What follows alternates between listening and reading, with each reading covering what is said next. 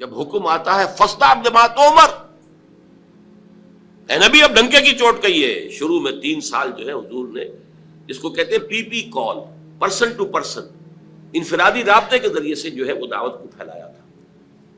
اب آپ کے پاس حکم آ گیا فاصدع بما تؤمر. اے نبی بس اب یہ جو لو پروفائل میں، یہ نوٹ کر لیجئے، خفیہ دعوت کا کوئی دور محمد رسول اللہ صلی اللہ علیہ وسلم کی اس جد و جہد میں نہیں آیا. کوئی خفیہ بات نہیں تھی، انڈر گراؤنڈ موومنٹ نہیں تھی، ہرگز نہیں. البتہ لو پروفائل میں پرسن ٹو پرسن کانٹیکٹ کے ذریعے سے بات پھیل رہی تھی. لیکن اب حکم آ گیا فاصدع بما تؤمر، اے محمد اب ڈنکے کی چوٹ کہو جس چیز کا کہ تمہیں حکم ہوا ہے. پھر آپ کوہ صفا پر چڑھے. اب کوہ صفا جو رہ گیا ہے بیچارہ، وہ تو اس کا ایک سمبل ہے، علامت ہے جو باقی رہ گئی ہے. حضور کے زمانے میں وہ باقاعدہ ایک پہاڑی تھی، ایسی پہاڑی کے جس کے پیچھے کوئی لشکر بھی چھپ سکتا تھا، ایسی پہاڑی. بہرحال یہ چونکہ عرب کا دستور تھا، یہیں سے ہمیں ایک بات معلوم ہوتی ہے کہ دعوت کے لیے جو بھی آپ کے زمانے میں مروجہ ہوں طریقے، ان سب کو اختیار کرنا. ہاں اگر کوئی شرافت کے یا حیا کے منافی کوئی شے ہے تو اس کو اس میں سے ختم کر دیا جائے، لیکن یہ کہ جتنے بھی ذرائع ہوں ابلاغ کے جو موجود ہوں آپ کے وقت میں، وہ آپ کو استعمال کرنے چاہیے. جب حکم ہوا فاصدع بما تؤمر تو آپ نے رواج کے مطابق یہ شکل اختیار کی. رواج کیا تھا؟ عرب میں آپ کو معلوم ہے کہ قبائل ایک دوسرے پر حملہ کرتے رہتے تھے، غارت گری ہوتی تھی، لوٹ مار ہوتا تھا.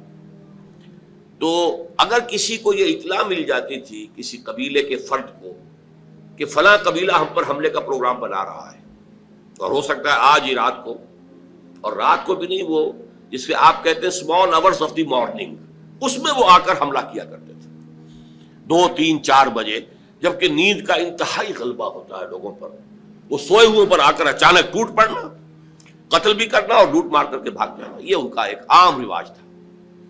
تو جس کسی کو اطلاع مل جاتی تھی کہ قبیلہ جو ہے اس طور سے حملہ آور ہوا چاہتا ہے، وہ کسی بلند مقام پر چڑھ جاتا تھا، کپڑے اتار دیتا تھا، مادر ذات برہنہ ہو جاتا تھا، نعرہ لگاتا تھا وا صباحا، ہائے وہ صبح جو آیا چاہتی ہے، جس میں غارت گری ہوگی، جس میں لوٹ مار ہوگی، جس میں کشت خون ہوگا. وا صباحا، وہ صبح، ہائے وہ صبح جو آیا چاہتی ہے.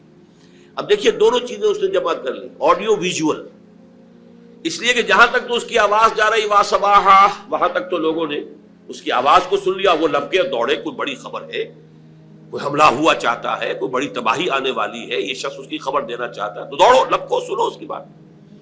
اور جہاں اس کی آواز نہیں جا رہی، وہ عریاں نظر آ رہا ہے کھڑا ہوا، اسی لیے اسے نذیر عریاں کہتے تھے، خبردار کرنے والا، وارن کرنے والا جو بالکل ننگا ہو گیا ہو، نذیر عریاں. حضور نے اس میں صرف یہ کمی کی کہ ظاہر بات ہے کہ یہ حیا کے خلاف تھی، بات فطرت کے منافی تھی. آپ نے کپڑے نہیں اتارے، لیکن نعرہ وہی لگایا وا صباحا. اب لوگ جو ہے وہ آئے، جمع ہوئے، اونچائی پر آپ کھڑے تھے، لوگوں نے دیکھا بھی، پھر اپنی دعوت پیش کی. اور آپ کے علم میں ہے یہ واقعات تو سب جانے بوجھے ہیں کہ اس مجمع میں سے سگا چچا بولتا ہے تبا لکا لہذا جمعتنا، تمہارے لیے ہلاکت اور بربادی ہو. کیا تم نے اس کام کے لیے ہمیں جمع کیا تھا؟ ہم سمجھے تھے کوئی واقعی خبر تم دینے والے ہو، تم کوئی بات بتانے والے. اور نوٹ کیجیے جو میں نے عرض کیا تھا، وہ پہاڑی کتنی بڑی تھی کہ حضور نے پہلے یہ کہا کہ لوگوں اگر میں تمہیں یہ خبر دوں کہ اس پہاڑی کے پیچھے دشمن کا لشکر ہے جو تم پر ٹوٹ پڑنا چاہتا ہے، تو میری بات مانو گے کہ نہیں؟ یعنی وہ پہاڑی اتنی تھی کہ اس کے پیچھے کوئی گروہ، کوئی لشکر جو ہے وہ چھپ سکتا تھا. تو ان کا ضرور، ایک تو اس لیے کہ آپ بلندی کے مقام پر پہاڑی پر کھڑے ہیں، پہاڑ کے دونوں طرف دیکھ رہے ہیں، اور دوسرے یہ کہ آپ نے تو کبھی جھوٹ بولا ہی نہیں، آپ صادق الامین ہیں. یہ پہلے گواہی لے کر آپ نے بات کی ہے اپنی. میں تمہیں اللہ کے عذاب سے ڈراتا ہوں، آخرت کے محاسبے سے ڈراتا ہوں، جس پر اس نے کہا تبا لکا لہذا جمعتنا، جس پر یہ صورت نازل ہوئی ہے تبت یدا ابی لہب وتب ما اغنی عنہ مالہ وما کسب سیصلی نارا ذات لہب وامرأتہ حمالۃ الحطب فی جیدہا حبل من مسد.